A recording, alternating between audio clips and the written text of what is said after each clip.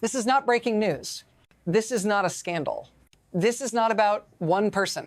This is about what happens when a system quietly stops working and pretends that it hasn't. When money loses meaning. When prices rise faster than trust. When survival replaces belief, nothing collapses all at once. It thins. It hollows. It adapts. From the outside, everything still looks intact. From the inside, something essential is already gone. And here's the dangerous part. When a system can no longer provide stability, it does not surrender power. It changes tactics. It seals itself off. It hardens. It looks outward for enemies instead of inward for answers. If you think this is distant, stay with me. Because the mechanism matters more than the location. And once you see how it works, you won't be able to unsee it. Just don't blink yet. We're only at the edge of the cause. What actually controls a system like this is not ideology, not faith, not even force. It is leverage. Who controls access to food? Who controls money? Who controls information? And who decides when those things disappear? When an economy fails slowly, power doesn't fall. It concentrates. Decision-making shrinks. Transparency vanishes.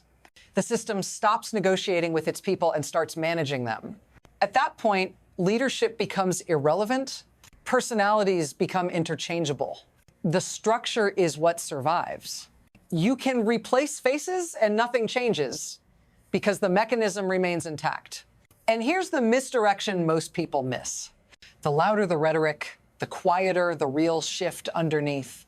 Control moves away from consent toward restriction, toward isolation, toward force disguised as stability. This is how systems prepare for pressure. Not by reforming, by narrowing. And once that narrowing begins, every future choice becomes more dangerous than the last. Because the system is no longer trying to work, it's trying to last, and that changes what comes next. The most dangerous changes never arrive as shocks. They arrive as adjustments. There was a time when pressure produced negotiation, when failure triggered reform, when economic pain forced systems to bend. That time passes quietly. What replaces it is normalization. Higher prices become routine. Shortages become expected. Silence becomes policy. Before, disruption was treated as a warning. Now, it is treated as background noise. What was once unacceptable becomes tolerable. What was once shocking becomes familiar. And with every step, the cost of reversal rises. Because once a system proves it can survive without consent, it stops remembering why consent mattered in the first place. That realization doesn't explode. It settles. And when it does, the next moment is never a surprise. It's a test. In the middle of all this, something always snaps. A tipping point arrives not because of one specific action, but because it's been coming for so long. A protest is not just a protest when the economy is broken. It is the spark in a room where every wall has already been cracked. And when it happens, the system responds in ways that expose what it's really made of. It doesn't negotiate. It doesn't listen. It doesn't change course. It locks down. Communications are severed. Information is erased. People are contained. The danger here is not just in what happens on the streets. It's in what happens behind the walls. When the response is isolation, when the answer to protest is control, the system reveals that it's already given up on the people. But here's the catch. It doesn't give up on survival. Survival isn't a hope. It's a mechanism. And it won't stop until it's pushed to the edge. That's the first sign of real escalation. Because when the walls are up, the only way out is through, and nothing stays contained forever. So how does the system actually survive this? It survives by recalibrating itself, by focusing on the few things that matter: control, isolation, and the external enemy. In a failed system, the mechanisms of power aren't just about leadership. They're about managing everything else. The people suffer, but the system adjusts. And that adjustment is how it keeps functioning, how it continues to manipulate the narrative, and how it stays alive. It makes sure that the internal population never has access to the full truth, just enough to keep the tension high. Meanwhile, external powers are drawn into the equation. They may not intervene right away, but they are watching, waiting, ready to play their part in the system's survival. Because that's the critical thing. The system needs them too. It needs an enemy. It needs a reason to act. It needs justification. And so while the people suffer under crushing inflation, scarce food, and deadly oppression, the regime begins to look outward, invoking threats. It needs someone to focus its power on someone to create an us versus them dynamic, because that keeps its power intact.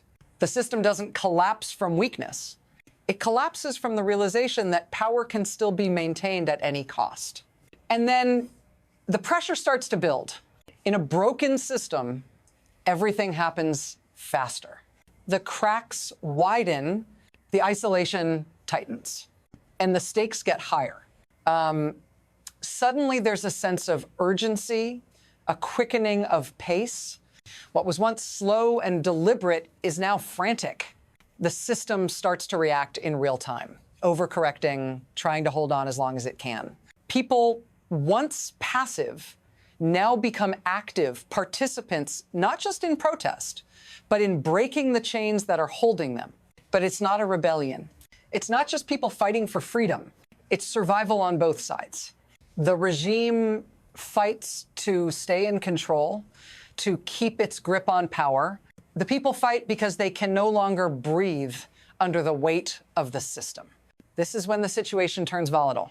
When every action is met with a counteraction, and the consequences are no longer predictable. Every moment is another step toward escalation. And when the dust settles, something will have shifted. But will it be the system or the people? That is the question. This is where you come in. You're watching this because you know something is wrong, something is shifting, and something is about to snap. But imagine being on the ground. Imagine being one of those people, standing in the streets, knowing that the very thing you're fighting against is the thing keeping you alive for now. You feel the weight of it in every breath you take, in every step you make.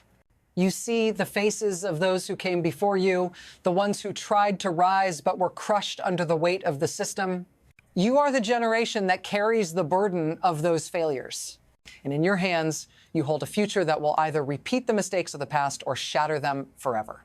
It's not just about what happens next. It's about what happens times after times when the system either renews itself or collapses entirely. But here's the question. Can you trust that the leaders you follow now, whether from exile or within the streets, will build something that isn't just another version of the same thing?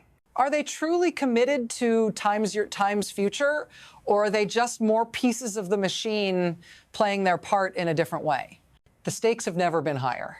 And now it's your turn to decide how you will play your part in this revolution. And now it's not just about what happens inside the country anymore. The ripple effects are already spreading. Every action in this broken system carries consequences far beyond its borders. It's a reminder of how interconnected the world has become. What starts as an economic collapse in one nation doesn't just stay there. It pulls in other players. It shifts the balance of power. The United States, China, Russia, the Middle East, the global economy. They're all watching, waiting for their moment to intervene. But here's the truth. This isn't about helping the people of Iran anymore. This is about positioning, strategy, and survival on a much larger scale. And in the middle of it all, the people on the streets, the ones who started it all, are now lost in a much larger game, a game they never signed up to play. The question is, who gets to decide what happens next and at what cost? Because this isn't just a local crisis anymore. This is a global one, and everyone has a stake. So, what happens next? Where does this go? The future of a broken system doesn't have one clear path. It could go three ways. Asterisk, asterisk, adjustment, asterisk, asterisk. Perhaps this is where the pressure releases. The system finds new ways to adapt. It grants just enough reform to calm the masses, to provide some level of stability, at least for a time. But even then, the foundations are cracked, and the system will never be the same again. It will always be teetering, fragile, and waiting for the next wave of discontent to destabilize it once more. Erosion. The next possibility is slower, more insidious. The system drifts, losing pieces one by one, never fully collapsing, but never fully healing either. It weakens over time. And with each passing day, the grip of those in control tightens. This path stretches things out. It delays resolution, but guarantees that the tension will continue to grow until something finally snaps. Rupture.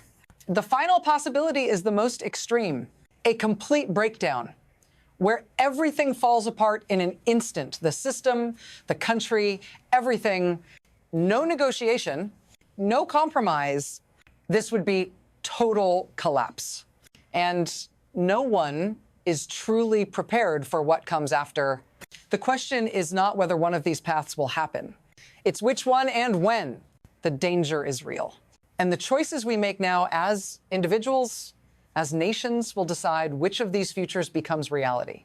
And so we arrive at the end, but not with answers, not with closure. There is no comfort in this. The future of a system that has long since stopped serving its people is not something you can plan for. It's not something you can predict. It's something you can only try to survive. Because once a system starts to break, it doesn't just collapse, it times shifts, asterisk. And here's the truth, once the shift begins, there's no going back. The people may rise, the leaders may change, but the system will still remain adjusting, eroding, rupturing, and it will find new ways to survive at any cost. So ask yourself, what role will you play in this? What happens if it's your system next? And how far are you willing to go to make sure it doesn't happen? We can't control everything, but we can control what we choose to face. So don't look away. Don't wait for someone else to take action. The clock is ticking. Asterisk, the next decision, it's yours. Asterisk.